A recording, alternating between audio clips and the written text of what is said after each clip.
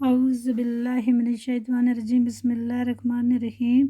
پیارے بچوں السلام علیکم۔ School B M S Kandi class 8 subject Urdu topic of یہ ماحولیاتی آلودگی۔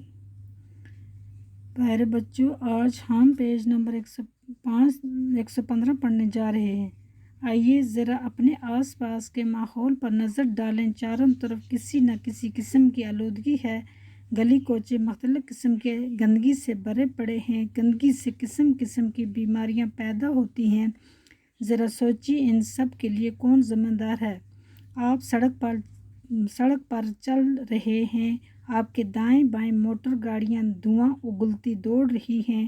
کہیں کارخانوں اور فیکٹریوں کی چمنی سے اٹھتا ہوا دھواں ہے، کہیں مشینوں کی زوردار آواز کانوں کو جھنجھوڑ رہی ہے، کہیں دریا سے گزرتے ہوئے صاف و شفاف پانی کی جگہ میلا اور بدبودار پانی ہے۔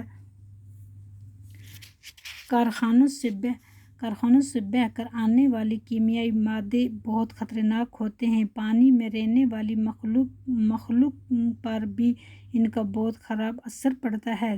کیڑا مار دواؤں کی وجہ سے برسات کے کھیتوں کا پانی جب سیلاب کی شکل میں دریاؤں میں آتا ہے تو اپنے اندر گھلا ہوا زہر بھی ساتھ لاتا ہے۔ اس زہر کی وجہ سے دریا کی مچھلیاں مر جاتی ہیں۔ دریا کے کنارے آباد بستیوں کے ہینڈ پمپ اور کنویں کا پانی بھی پینے کے قابل نہیں رہتا۔